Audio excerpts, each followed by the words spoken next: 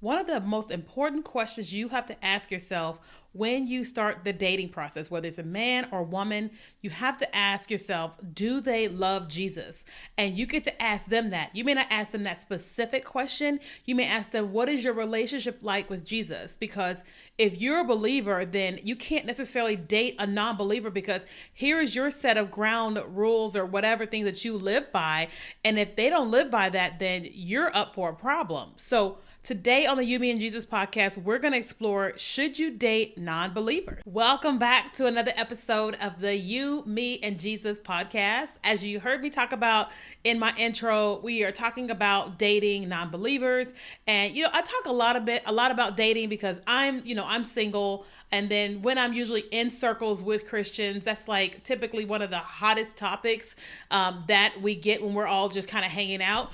And listen, I don't have all the answers. I don't claim to have all the answers, but I am and have been on this journey since, 42 years of living or what have you. And then after one failed marriage, you kind of go like, okay, let's try to do something a little bit different this time and invite God and Jesus and the Holy Spirit into this. So we're going to have a conversation about, like, should you date non-believers?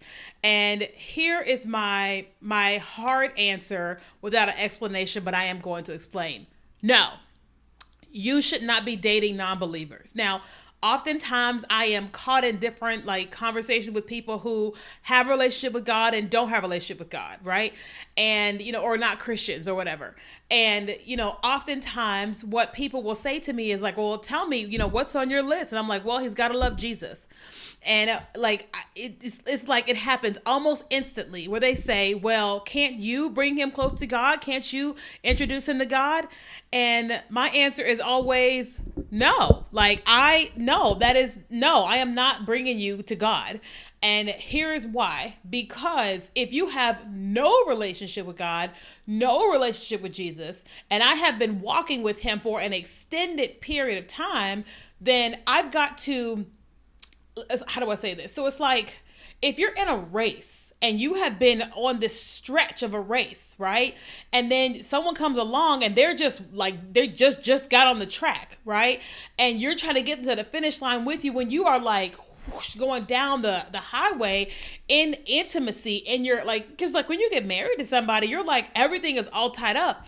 And I'm like, no, it is not wise to date someone or marry someone when they're not even on the starting line at all. Let me explain that a little bit more as well. Okay. So when you get married, you have, all the things get tied up, right? Your, how you, run your house, what you do in the mornings, afternoon, evenings, how you spend your nights, who you hang out with, where you go, what you will do, what you won't do, what you will allow and not allow in marriage, roles according to whatever it is that you believe or set in your household. What happens on Sundays? Do you go to church? Do you not go to church? How do you raise your kids? How you handle finances. There's all these things that are tied together when you marry somebody, right? So you go from, here is your life, here's how you've always done things, here is theirs, and now you're trying to merge two worlds into one. You're not trying to become the same person, but you're trying to merge the two worlds. And if your world has been over here and one thing you do on a regular basis is you tithe, you go to church, you wake up in the morning, you pray, you journal, you read the Bible, you talk to Holy Spirit, whatever, this is what you've been doing. And then this person over here, that is just not anything of what they have ever done, right? Doesn't make them a bad person. It just means that you've been going this way, that person's been going that way, and you're trying to come together. Somebody is going to pull the other one, along whatever the journey is, right? Because these people have been doing whatever they've been doing the longest time, versus if you have been going this way and he or she has been going this way, and then together you're able to go this way together. Then it doesn't mean you guys are going to have the same level of understanding, revelation, intimacy, or whatever that, with God and Jesus and the Holy Spirit, but you are on this same journey already, right? Now, when you date an unbeliever, this person is already saying, I don't believe that. I don't believe in that. I don't believe in, waiting for sex to get married. I don't believe in tithing 10% to your church. I don't believe in Bible study. I don't believe in reading the Bible. I don't believe in talking to God about things. I don't believe in dreams and visions. I don't believe in the Holy Spirit. I don't believe any of that, right? And it's like, okay, it's okay that they don't believe it, but what happens in your household is you've got a house divided, okay? You've got you over here and you've got them over here, all right? And that the house divided cannot stand. It just cannot. A house divided cannot stand. And so when it comes to dating, right, we should be dating to marry, right? We should be dating to marry. Doesn't mean first, second, third that you're like, let's get married. I'm not saying that, right? But what I'm saying is that we are dating because we want to, one, we don't want to sin. That's just one. Two, because we want to marry, right? Three, we may want to have children, may or may not, or whatever. And then we want to be able to combine the callings that are on our lives and to do greater things together for the kingdom and all the things, right? So when you think about dating someone who doesn't love Jesus, like, where are you going, right? If you're already saying, I want to marry and I want to be able to go to church on Sundays, whatever, and you're dating somebody just because she's hot, he's hot, they got money, their body's banging or whatever, and it's like, this is going to send you to hell real fast, right? And listen, I'm not saying the person, I'm saying that not following God, Jesus, Holy Spirit is going to send you to hell real fast, because it's going to be you being taken accountable. It's not going to always be about like, what happened? What did you do? What they say? It's like, no, you're your own person, right? So when I look at like, what is it like when you date an unbeliever, you are constantly, you've got this chain around your ankle, right? God is talking to you, right? And you are trying to obey him, right? God is telling you, you go to church on Sunday, go to the prayer meeting, go to Bible study, don't have sex before marriage, don't masturbate, don't, or whatever, or do this. Don't do all the don'ts, but do this, say this, do this, do this, do that, right? And if you're on this journey and that's what you're doing, and this person is just not doing any of that at all, then you're going to be constantly trying to convince them of why you're doing what you're doing, why they should wait on this, why they should tithe this, why they should read the Bible, why, in the Bible it says like Matthew, Mark, Luke, and John, why all these things are the why, right? But if someone is already an unbeliever, then they're already on a journey. Doesn't mean that they're perfect by any means. Doesn't mean that they fully understand God in the Bible, or they are fully surrendered 100%, do nothing wrong, always perfect. Nobody is like that, okay? But it does mean that this person is trying, okay? And if this person is not trying, not one bit, it is a recipe for disaster. Oh, listen, I heard about a story of a young girl who she's got this, friend group, and they do all this stuff together. They've been friends for like years and years and years and years, and all of them virgins.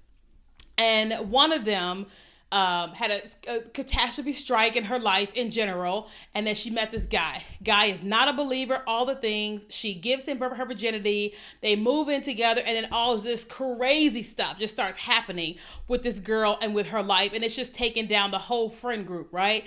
And the friend group is just like, okay, let's all pray. They're like fighting and praying for this other friend without